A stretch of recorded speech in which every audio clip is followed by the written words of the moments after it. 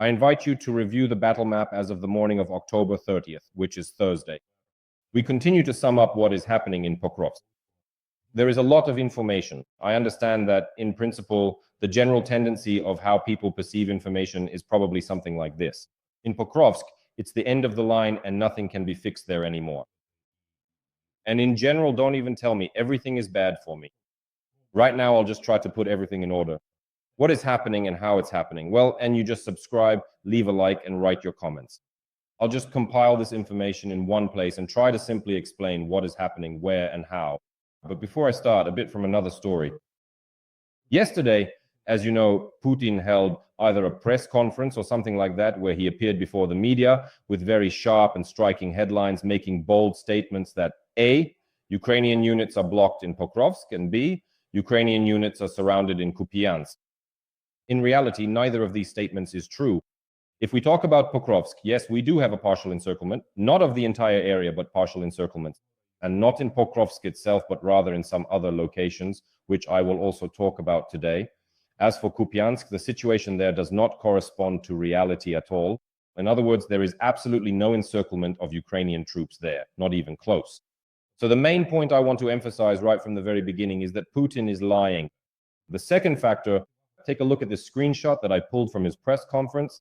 Here he is saying that the armed forces of the Russian Federation, who supposedly, in quotation marks, have encircled Pokrovsk, are ready to allow the media, including Ukrainian and foreign outlets, into the area of this so-called encirclement of Ukrainian servicemen. I would like to see that. Let him send his own journalists and propagandists there. It would be interesting to see who actually goes there if what they're saying isn't true. This is a complete and utter lie. He is completely detached from reality, believing that the Cuban troops are surrounded near Krovsk, let alone in Kubinsk. In other words, what's happening now is just dumb and clumsy psychological operations by the Russians. They are layering, piling on top of us, on all the energy strikes they are carrying out against us. These are very difficult times, to put it simply. Extremely difficult. You all understand and experience this yourselves on top of everything else. The situation at the front is objectively tough. It's just that when we talk about a difficult situation, in my reviews, journalists, civic activists, volunteers, all talk about a difficult situation. This isn't done for Russian PSO, it's done so that there is a real understanding of the problem we have. In particular, the problems of conveying truthful information from the bottom to the mountain. Accordingly, Putin is trying to take advantage of this. They are phenomenal manipulators, the Russians. Phenomenal. I just want you to remember.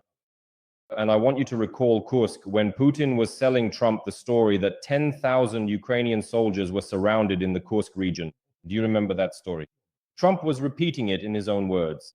Do you remember that story? Well, that was a complete lie at the time. A complete lie that just vanished into thin air. No one was ever surrounded anywhere in any way, despite what Putin was saying about it. And now they're starting up the same old tune again, stupidly, and as part of an information operation about the situation in Pokrovsk and Kupyansk. That is, we need to demand certain managerial and organizational decisions by highlighting the situation in Pokrovsk. We shouldn't fool ourselves with an unrealistic picture. On the contrary, we need to understand the reality of the situation. But we shouldn't fall for Putin's information operations. No, we shouldn't do that. And that's where I want to start today's analysis. So what's happening in Pokrovsk? Being in constant, almost 24/7 contact with the units right now, I'll tell you this, friends. The critical situations have not improved. The situation continues to be critical. Russian infantry keeps infiltrating towards Pokrovsk. This is no secret. The main routes of their advance, let's even recall a bit of the chronology. How, from the very beginning, the Russians started infiltrating into Pokrovsk. This was back in July of this year, when the Russians were getting into Pokrovsk through the village of Zvirove, passing through first Travnya. At the time, it seemed like these were just separate groups, sabotage and reconnaissance units that wouldn't pose any serious threat to us. But as it turned out, and now we understand this, even back in July of this year, the Russians were probing for weak spots in our defenses. That is, they were identifying which routes they would use to continue this delay. Then the number of these puffs multiplied and increased. Because of the beast, they began to enter the southeastern outskirts, Pokrovskaya. Then there was an opportunity to infiltrate through Kotlin along the railway to Pokrovsk as well. And so they appeared in the city center near the railway. In some places, these movements took place in a very covert manner, without engaging in battles with our city servicemen, so that at some point the Russians would reach a certain critical mass. Now in the city, they have reached a critical mass, but even so, for the sake of objectivity, it cannot be said that, and this explains all those large gray zones that you are now observing in Pokrovsk. Why are they gray? Why does someone say they are not red? Why doesn't Deep State color them red? Because there is no way to say that the Russians have established a final and total control over any of the districts of the city.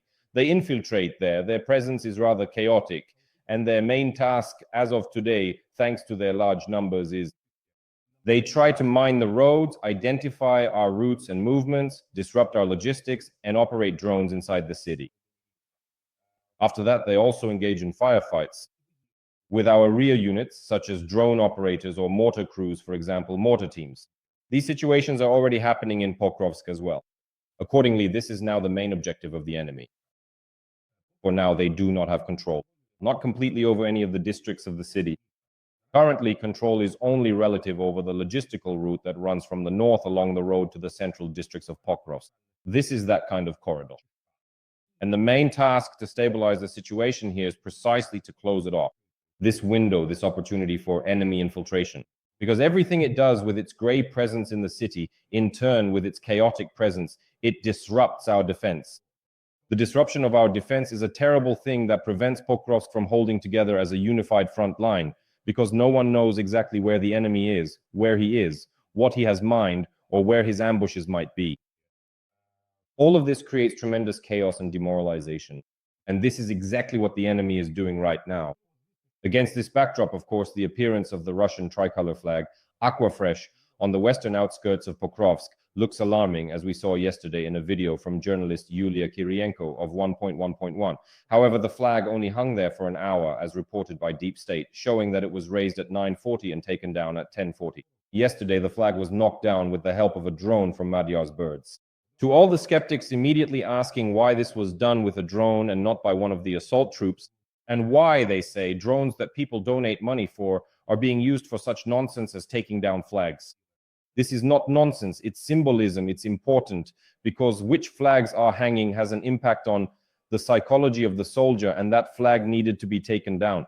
Sending an assault trooper would be very dangerous. In fact, it's much easier to do this with a drone. Believe me, this is far from the biggest waste of money you can imagine, accordingly for many. This presence of the enemy, it seemed, was marked by them hanging flags on the western outskirts. To many, this seemed like, well, a significant problem. I'll put it this way. It's not a significant problem, at least for now, because, well, they just ran in there, fled, and kept running. And our servicemen are destroying them there in much greater numbers. God forbid the real problem would be another factor. If the Russians from this location, and honestly, that worries me much more.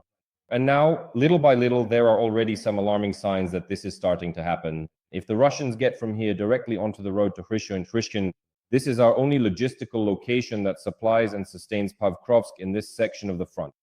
Hryshyne is, let's say, the backbone of our logistics in this regard, because when it comes to the logistics of Pokrovsk, and even more so in the vicinity of Pashivenko, especially, to be frank, in this location around Lysivka, Suky Yar, and Novopavlivka, logistics are almost non-existent. It's impossible.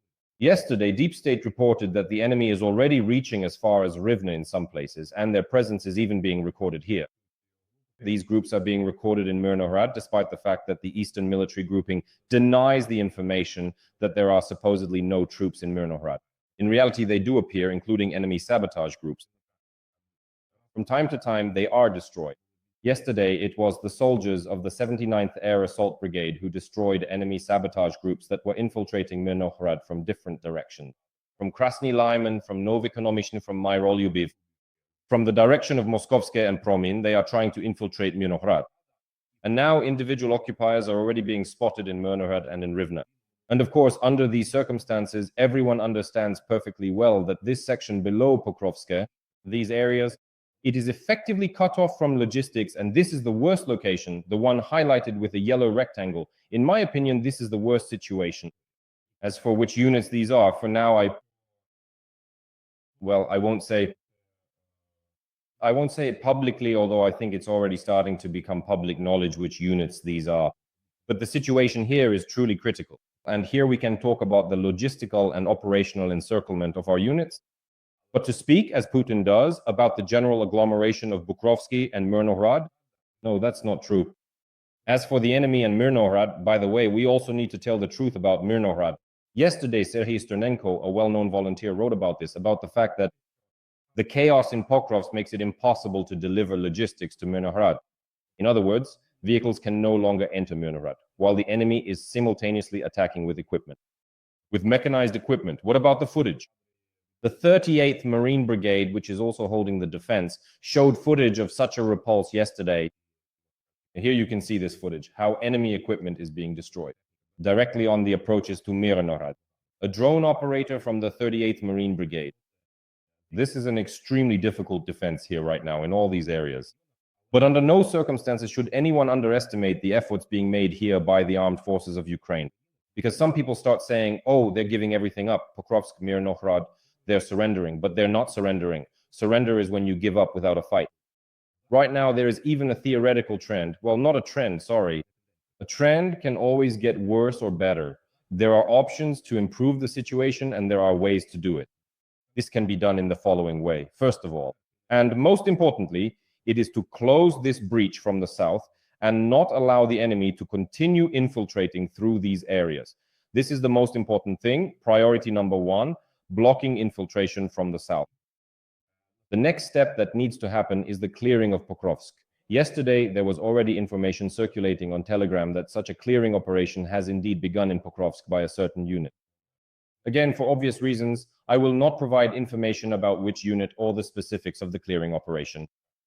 If the clearing operation succeeds, if the city is blocked from the south, then it will be necessary to bring new, fresh forces into the city. Because all those brigades, as is obvious, that have been holding the defense in Pokrovsk and the surrounding area for a long time, are simply completely exhausted. They need rotation if we have. What fresh forces are there? And so we come to the final point, honest reports. Honest reports, because a lot of problems arise from dishonest reporting. Again, there is already information online regarding which brigades command. More precisely, which brigade I won't allow myself to specify. For now, I won't name it publicly, but I think anyone interested can find it on the internet. You can satisfy your curiosity about which brigade caused us such major problems here, in fact. However, I want to emphasize that things can always be done better. At the same time, the trend is toward deterioration. The most dangerous deteriorations we are facing right now are specifically in the logistics areas in the southeast, around Lysivka, Suky Yar, and Novopavlivka. This poses a risk of the enemy advancing toward Hryshyne and completely disrupting logistics in this area. That's the situation we have at the moment. Well, to be honest, the news from Pokrovsk isn't the best, but there is still hope for improvement. The command has started taking certain actions in Pokrovsk and the surrounding area, even despite the presence of the enemy. There are a lot of them here right now. Yesterday, the 7th Air Assault Corps, which is defending Pokrovsk, reported that for the operation to encircle the agglomeration, the enemy, just for the encirclement, has deployed up to 11,000 occupiers. 11,000. The total number around Pokrovsk is nearly 30,000 personnel operating in the areas closest to Pokrovsk. As of now, 11,000 are trying to close in. This encirclement, I emphasize once again, does not exist. Putin is lying. At least for now, he is getting ahead of events. I do not rule out that it could happen, but as of yesterday, when he said it, he was lying, just as he lied about Kursk. Well, that's the news. It's not the best, but for example, the news about Kupyansk is much better. The president also spoke about this yesterday. As for Kupyansk, things are currently in our favor. There is a trend toward improvement there. At least what we can publicly see and say about Kupyansk is that there is a trend toward the situation not getting worse. Yes, the enemy is not advancing further into the city. At least we are not seeing this. There are no advances, no problems that would be signaled very clearly and openly regarding Kupyansk. There is nothing like that. But what is there? The joint staff of the joint forces, my goodness, the command, the joint forces grouping, which is responsible for the defense here, yesterday also made a statement refuting Putin's claims that supposedly our defense here has collapsed. They called the alleged encirclement of Ukrainian servicemen a fabrication and a fantasy. I absolutely agree with this. I fully support that there is nothing like that here. Moreover, I really hope that very soon we will hear good news about the enemy troops being cut off. Exactly along the banks of the Oskil River, which flows here, lies the Achilles heel of the Russian occupiers.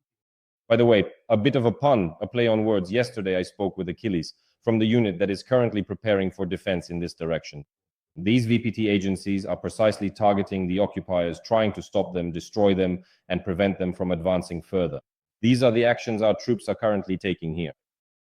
There is also another update with which I will probably conclude today's overview. This concerns Vovchansk.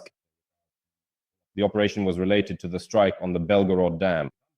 The Belgorod Reservoir, on the dam of the Belgorod Reservoir.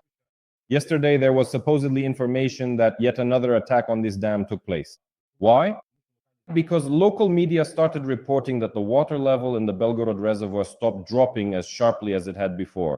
In other words, it stopped. Accordingly, some of the breaches were addressed by the engineers. They managed to seal some of them on the dam. Accordingly, in such conditions, it is necessary to involve the Magyar birds in cane so that they fly again, the forces of the barren systems to strike again, because... Stop. This is the point of distribution of Russian troops, which have now somewhat flooded the areas of Chansk. This too is to some extent our priority right now, because under no circumstances can we allow an increase in the number of hotspots that are forming on our front line. Neither in Vovchansk nor a worsening of the situation in Lyman or Kostiantynivka. In Siversk, Mali Tokmachka, or in the Oleksandrivka direction, where unfortunately certain advances deeper into our territory by the enemy are also continuing. But of course, today the main focus is on Pokrovsk, and this attention must be maintained, because Pokrovsk, well, its importance is hard to overestimate. For our overall defense, this is now the key point. The number one focal point attracting the main attention across the entire front. So, friends, that's the situation we have. Thank you for your attention. I'll say goodbye on that note. Take care of yourselves. All the best, and until we meet again.